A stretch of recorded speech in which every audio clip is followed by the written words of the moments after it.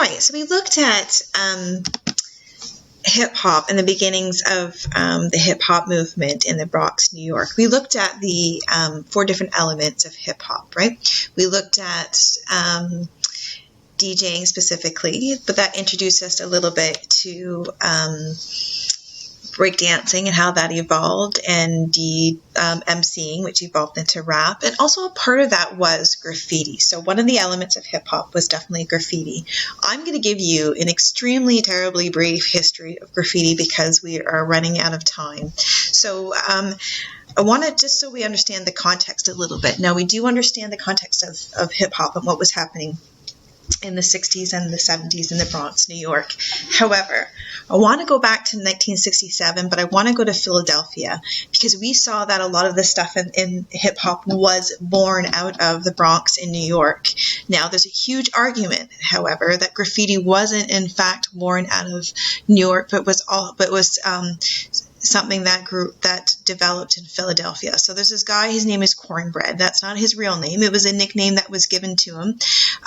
He was a tough kid. He spent a lot of time in juvie and in juvenile detention.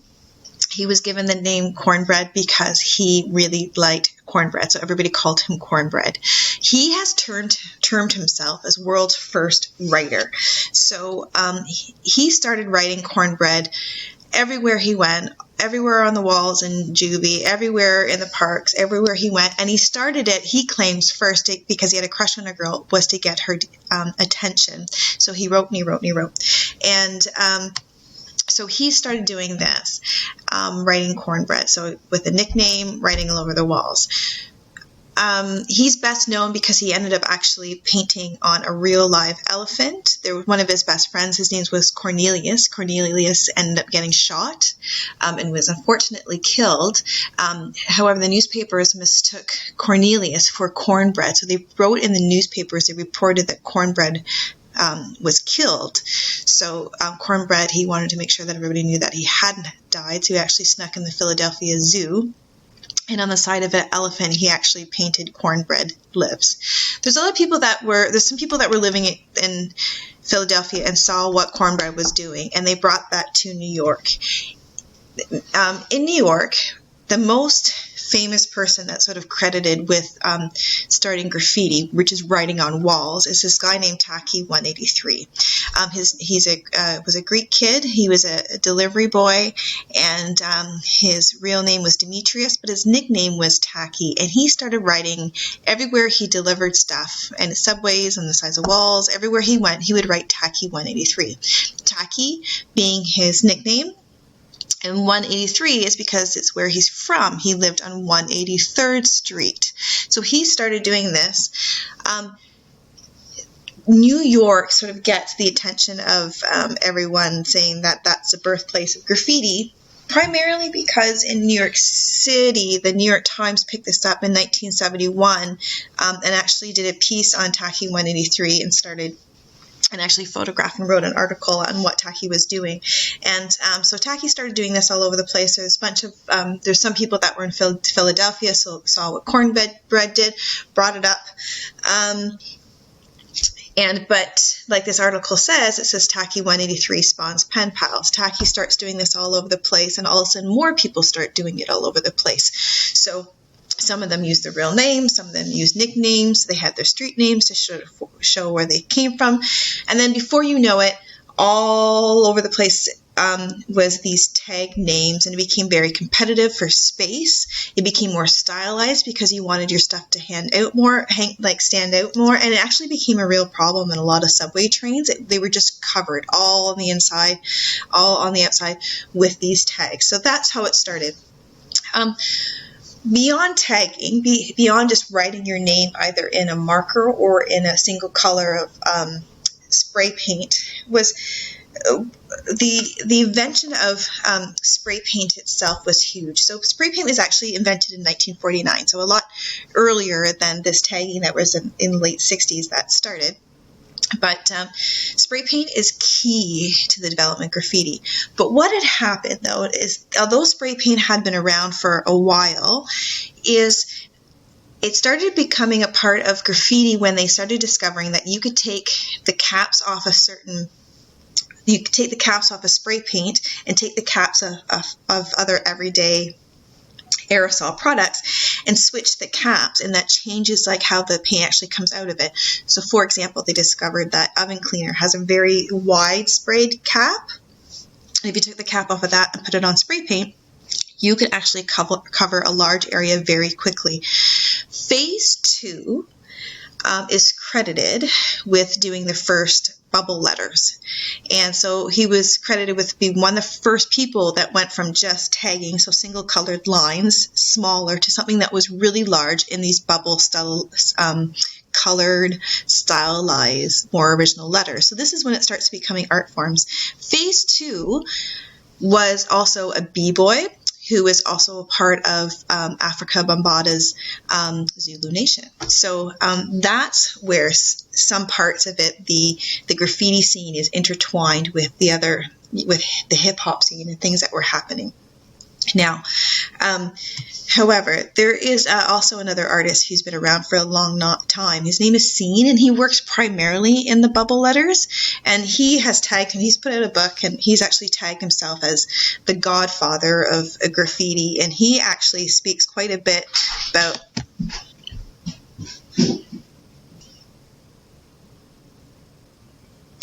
So Scene actually talks a lot about how he's not associated with the hip-hop movement and how hip-hop isn't intertwined with graffiti. So there's a lot of argument about that. And you've got to remember, all these things are sort of, happening underground. They're not always documented. We're lucky that we do have some things that are documented.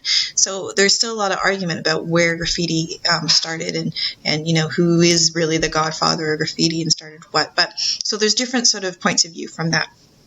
But I want to go on to blockbusters, block letters, 3D letters, and designs on the sides of big trains. So Blade is also another, godfather of graffiti. He's credited with doing some of the first block letters and painting on trains. So even though the tagging sort of started on walls and kind of everywhere you went, graffiti was very much based on, especially like in subway trains and on trains, because they're like, well, especially in New York City, right? The trains at the time, they would go through all the neighborhoods all over the city. It was like an art gallery that moved everywhere. I mean, millions of people would see your trains, as opposed to way more exposure than it being in an art gallery. So Blade is attributed with doing sort of more block letters, and then the 3D aspect of it. So he would use spray paint, and then now we use lots of different things. It's evolved to using paint rollers and things like that to do some things that are very, very large, very quickly. A modern sort of example of someone who works very much just in the blockbuster style is an artist. His name is Ben Ein, and he's from England. So another more evidence that graffiti is spread all over the world. So he works very much in the blockbuster style, and it's really interesting because his stuff, because it's block letters, people can read it a little bit more easier, and they're not sort of afraid of, like, what is this graffiti? What does it mean? And they see it very much like advertising. So Ben Ein is pretty sneaky. He actually gets away with doing some stuff in broad daylight, even though it's still sort of illegal and vandalism and graffiti in his eyes. But people sort of like see it more as beautiful because they can understand what it is. Graffiti pieces. So you can see how, graffiti, the tools are starting to, and technologies and the designs and the way they're doing stuff, how it's evolving and evolving and evolving. And then, so, not only are people getting better with the techniques of spray painting, but now there's actual spray paint that is primarily for graffiti. You get very great colors. The spray paint it comes out in different ways. There's high pressure, there's low pressure. On top of there being a wider variety of colors, the colors are wonderful. They stay up on the wall for a long time. They don't drip, so they're very opaque. So the materials themselves are evolving. So then the artists evolve as well, and in terms of how to do their 3D, how to design their letters, how to put designs inside of them. So, I'm not sure who the actual first artists are who who sort of created, the piece short for masterpiece. But here's a Toronto example. His name's Scam. He actually owns a graffiti supply store in Toronto, just near Graffiti Alley, and you see a lot of his work in the area. So I wanted to show you Scam's piece because he's very much reminds me of the 1980s, 90s sort of style of graffiti, where traditionally, the stars and the arrows and the fades and things like that. It's very pop, very stylish. Reminds me of the 80s and the 90s. Now, there's another Toronto artist that I just wanted to focus on. His name is Bacon, and if you look closely, you can sort of see how he's doing the word bacon, but just how much graffiti, again, is just that pushing of like, what can you do with the letters, pushing of how you can use the colors, how can you do things in the background, right? Continuously pushing and evolving. Here's a really cool example of, I think he's a Portuguese artist. His name's ODeath, and he does graffiti. This is totally done on a wall, and it's completely flat, but where you stand makes it look like it's actually coming off the wall, and it's 3D. So everything you see is actually flat on the wall. It's just the way that he's done the perspective and the way that he's done the shadowing to makes it look like it's 3D and actually coming off the wall. So again, really exploring the use of paint and the can control and art techniques. Light graffiti, so just using photography and just light and capturing that to do graffiti that way. I realize this is an example of graffiti. It's just a person because graffiti is letters, but there's lots of examples of that because graffiti is illegal. So how can you still do graffiti and capture it in a moment of time, but really you're not technically vandalizing anything? And there's lots of different, programs about using laser pointers and that you can actually develop, and do sort of virtual graffiti things that sort of are temporary. Again, not really an example of graffiti because it's not letters, but here's an example of reverse graffiti. So really what they're doing is this is inside of a tunnel where there's a lot of traffic. And so technically this guy isn't vandalizing anything. He's actually cleaning the walls. And that's how dirty the walls are. So he's cleaning the walls, and as a result, that's what the images are left with. You can do moss graffiti. So again, are you technically vandalizing stuff? All you're doing is you're putting seeds up on the wall with words. And I mean, it goes on and on and on. So I just wanted to give you sort of a really quick overview of how graffiti sort of started with Cornbread and Taki 183, just writing their names on walls, into how much it's evolved into a really elaborate art style, and then above and beyond that, how it's kind of transferred itself to other mediums.